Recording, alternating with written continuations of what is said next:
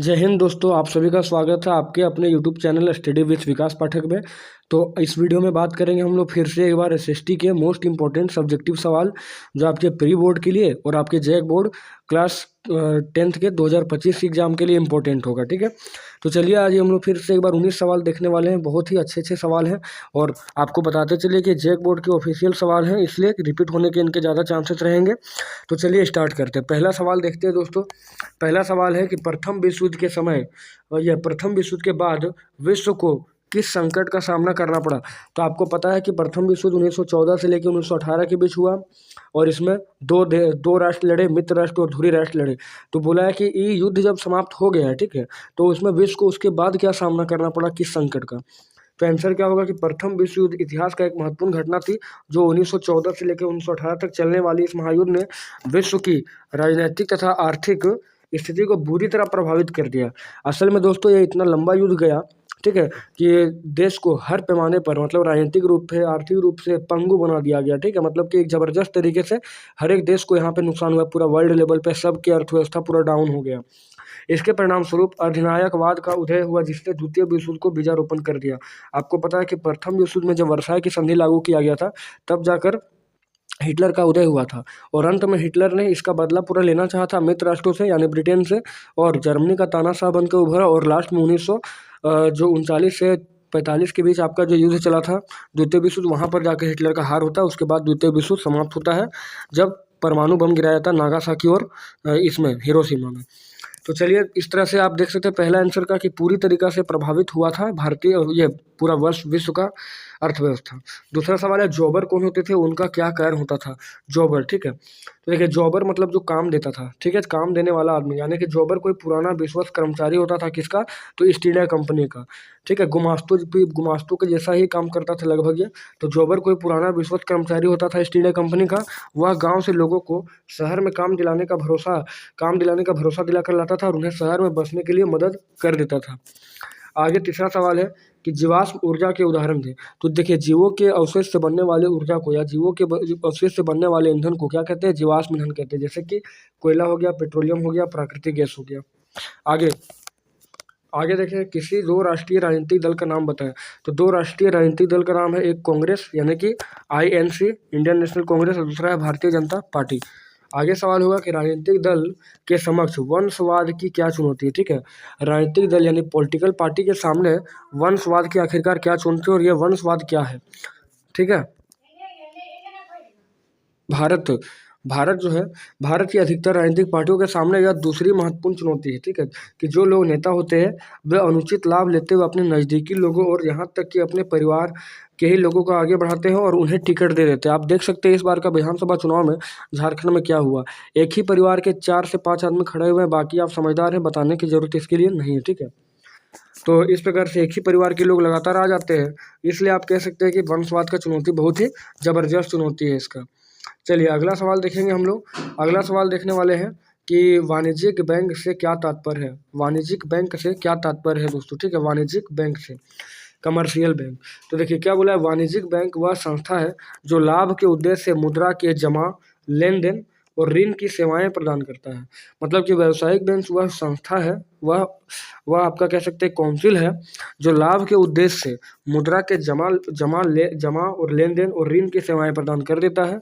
इसके लिए वह जनता, फर्मों तथा सरकार से जमा स्वीकार करता है और उनके चेक या आदेश पर भुगतान करता है। जमा का प्रयोग ऋण या निवेश के लिए करता है और जमा का प्रयोग ऋण या निवेश के लिए करता है। ठीक है, तो इस प्रकार वाणिज्यिक बैंक क्या हुआ, वैसा बैंक जो लाभ के उद्देश्य से मुद्रा को जमा भी करेगा, लेन देन का काम करेगा और ऋण की सेवाएं उपलब्ध कराएगा। अगला क्वेश्चन है वैश्वीकरण क्या है। तो वैश्वीकरण वह प्रक्रिया है जिसके माध्यम से विभिन्न देश की अर्थव्यवस्था एक दूसरे से जुड़ती है। ठीक है, वैश्विक है। इसमें सबसे बड़ा इंपॉर्टेंट जॉल्वेराइन नाम की जो संस्था थी, प्रसा के पहल पर जो बनाया गया था 1834 में, उसका बहुत बड़ा योगदान था। आगे है कॉर्न लॉ। कॉर्न लॉ से आप क्या समझते हैं, यानी कि मक्के के लिए जो कानून बनाया गया था। तो ब्रिटिश पार्लियामेंट ने 19वीं शताब्दी में जो कानून अपने भूस्वामी के हितों की रक्षा के लिए पास किए उन्हें कॉर्न लॉ कहा जाता है। इन कानून के द्वारा विदेशों से खाद्य पदार्थ के आयात पर पाबंदी लगा दी गई थी। ठीक है, विदेशों से आने वाले खाद्य पदार्थ के आयात पर पाबंदी दी गई ताकि क्या हो कि अपने भूस्वामी का हित का रक्षा हो, यानी कि अपना जो जगह पर ब्रिटेन में बना हुआ सामान है उसी का ज़्यादा वैल्यू मिले, ठीक है। तो विदेश से आने वाली खाद्य पदार्थ पर पाबंदी लगा दी गई। इस पाबंदी के परिणामस्वरूप जब ब्रिटेन में खाद्य पदार्थ के मूल्य बढ़ने लगे, अब जाहिर सी बात है कि जब दूसरे देश से नहीं आएगा, एक ही देश में होगा तो मूल्य तो बढ़ेगा ही। तो मूल्य बढ़ा तो लोगों में क्या हुआ, हाहाकार मच गया और विवश होकर सरकार को फिर ये कानून वापस लेना पड़ा।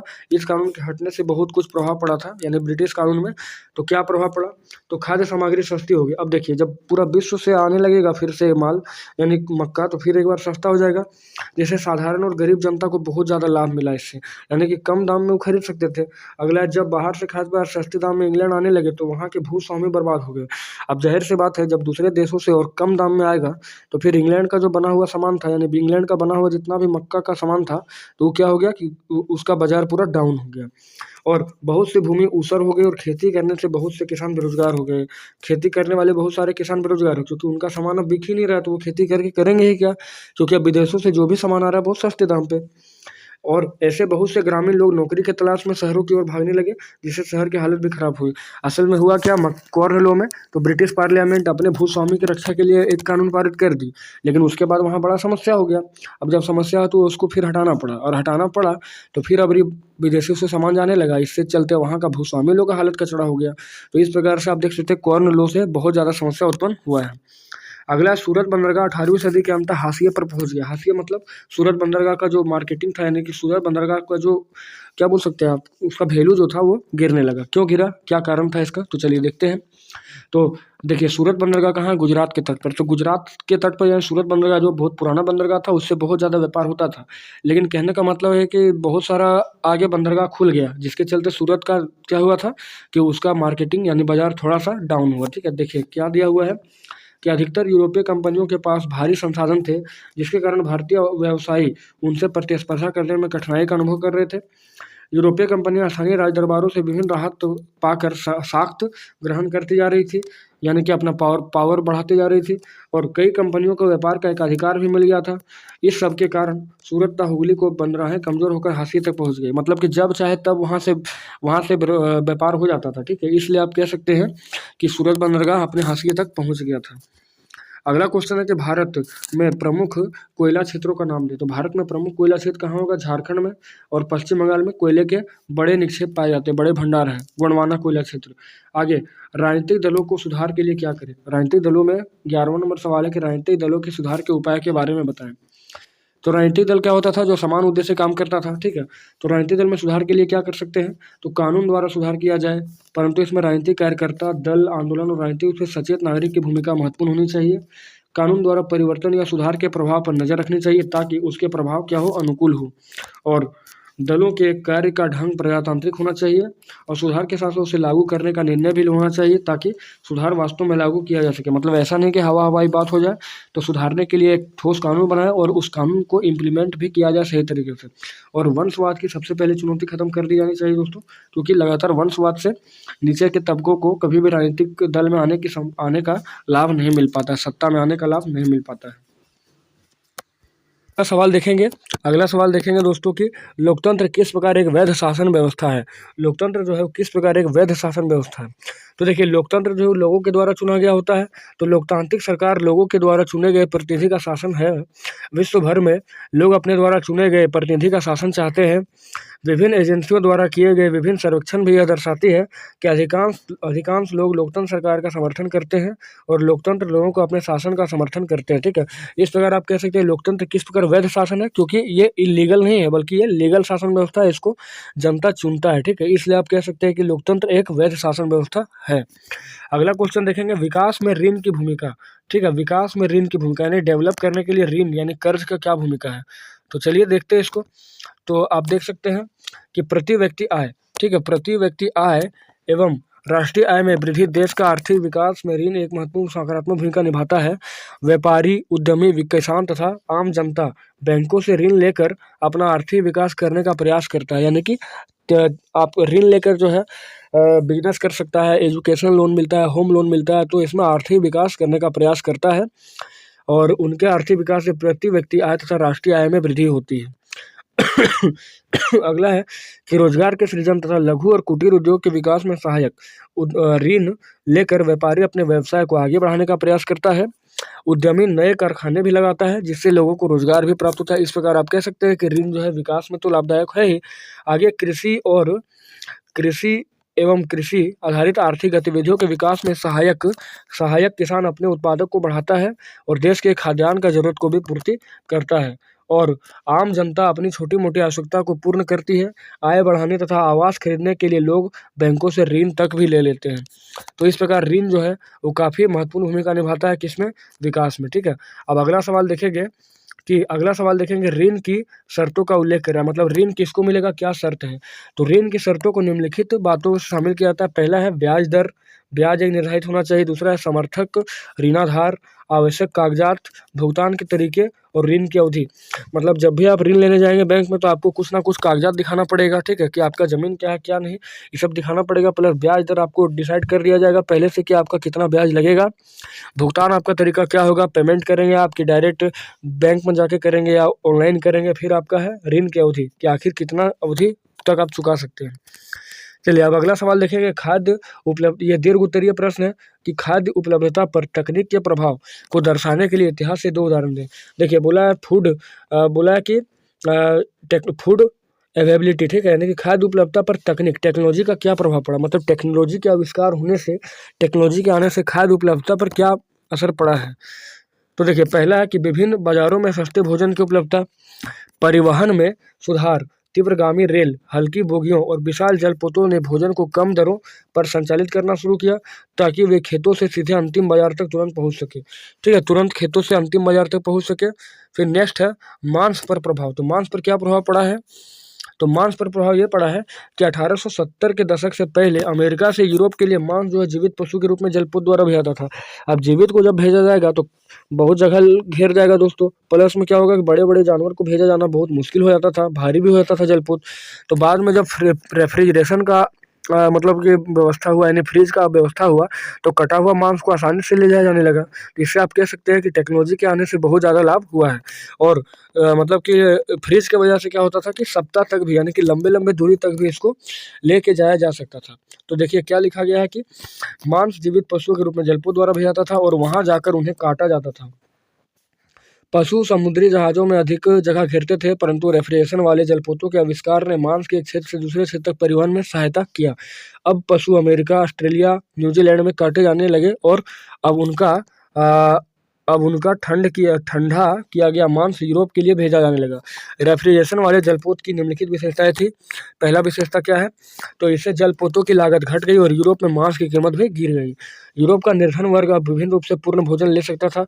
पहले की ब्रेड और आलू की एक रास्ता टूटी और अब सांस, मक्खन तथा अंडे की उपलब्ध की जाने लगी और बेहतर जीवन की अवस्थाओं ने देश में सामाजिक शांति बहाल की और विदेश में साम्राज्यवाद को समर्थन मिलने लगा।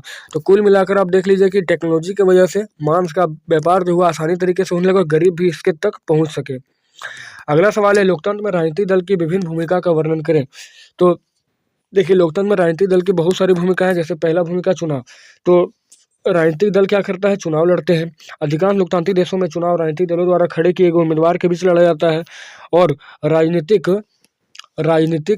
दल उम्मीदवारों का चुनाव कई तरीके से करते हैं। अमेरिका जैसे कुछ देश में उम्मीदवार का चुनाव दल के सदस्य और समर्थक करते हैं और अब इस तरह से उम्मीदवार चुनने वाले देशों की संख्या बढ़ती जा रही है। और अन्य देश जैसे कि भारत में अगर हो गया तो यहाँ दलों के नेता की ही उम्मीदवार चुनते हैं। अगला नीतियों की घोषणा। तो राजनीतिक दल जो अपने नीति का घोषणा करता है कि अपने मैनिफेस्टो जारी करता है कि वो क्या करेगा। फिर है जनमत निर्माण। तो राजनीतिक दल को जनमत हासिल करना होता है, यानी कि राजनीतिक पार्टियां लोगों के हितों के मामलों को देश के सामने रखती है। वे प्रेस हो गया, रेडियो हो गया, टेलीविजन हो गया, तथा नुक्कड़ सभाएं जैसे जनसंचार के माध्यमों का प्रयोग करती है। इस प्रकार राजनीतिक पार्टियां अपने समर्थन के लिए लोगों को शिक्षित और प्रभावित भी करती हैं कि मेरा पार्टी बढ़िया है, इसको वोट दिया जाए। राजनीतिक पार्टियां जनमत निर्माण की महत्वपूर्ण भूमिका निभा सकती है।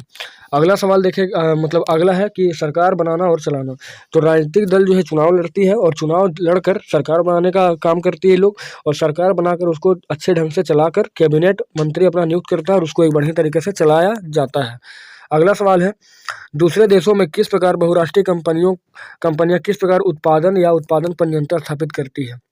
तो देखिए दूसरे देशों में बहुराष्ट्रीय कंपनियां निम्न प्रकार से उत्पादन या उत्पादन पर नियंत्रण स्थापित करती है। जैसे बहुराष्ट्रीय कंपनियां वे कंपनियां होती है जो 2 या 2 से अधिक देशों में चलती है, ठीक है।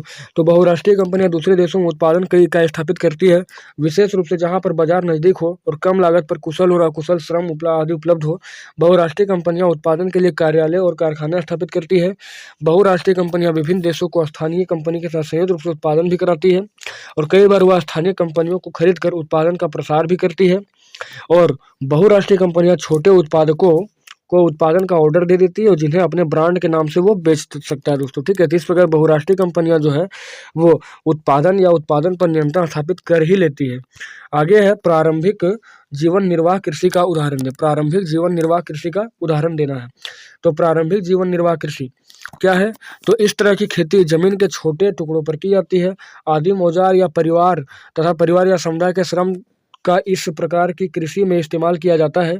इस प्रकार की खेती मुख्य रूप से मानसून पर और जमीन की प्राकृतिक उर्वरता पर निर्भर होती है और ऐसी खेती में किसी स्थान विशेष की जलवायु के अनुसार फसल का चुनाव किया जाता है। इस प्रकार की खेती में एक किसान अपने परिवार के भरण पोषण के लिए उत्पादन करता है और उसके पास बेचने के लिए कुछ नहीं होता। मतलब ये बेचने के लिए खेती नहीं होता, बल्कि देखिए क्या बोला, प्रारंभिक जीवन निर्वाह कृषि, मतलब अपना जीवन को चलाने के लिए जो खेती किया जाता है उसको बोलेंगे प्रारंभिक जीवन निर्वाह कृषि। अब देखिए मैप बेस्ड सवाल आपसे पूछा जाएगा। तो देखिए बोला है 19वां नंबर पे कि मानचित्र में प्रदर्शित खनिज उत्पादन केंद्र और पत्तर के नाम आपको बताना है, मतलब पत्तन के नाम। तो हजारीबाग, अजमेर, लोह अयस्क क्षेत्र बोला है, फिर विशाखापट्टनम बोला और मंगलुरु आपका एक पत्तन है। यानी सभी को मिलाकर एक सवाल दिया गया है, ठीक है। तो देखिए पहला जो आप कह सकते हैं, पहला क्या दिया आपका, पहला जो दिया ना वो अजमेर है, ठीक है। ये है आपका अजमेर राजस्थान में। फिर आपका सेकंड जो हजारीबाग दिया हुआ है, दूसरा आपका लोह अयस्क क्षेत्र है और चौथा आपका है विशाखापट्टनम। चौथा आपका है दोस्तों विशाखापट्टनम है, विशाखापट्टनम यहाँ पर। और पांचवा जो आपका मंगलुरु पत्तन है, मंगलुरु पत्तन है। तो इस प्रकार से मैप वाले सवाल भी आपको आने चाहिए अच्छे से, ताकि आपका पूरा मार्क्स मिले। तो आप देख सकते हैं कि इस वीडियो में हम लोग क्या किए, तो एसएसटी के मोस्ट इंपॉर्टेंट 19 सब्जेक्टिव सवाल किए हैं, जो आपके बोर्ड एग्जाम के लिए और आपके प्री बोर्ड के लिए बहुत ही इंपॉर्टेंट है। तो चलिए इसी तरह से चैनल को सब्सक्राइब करके बेल आइकन को प्रेस करके रख लीजिए, क्योंकि सारे आपके लिए बढ़िया वीडियो आपके लिए आने वाला है। तो चलिए मिलते हैं नेक्स्ट वीडियो में।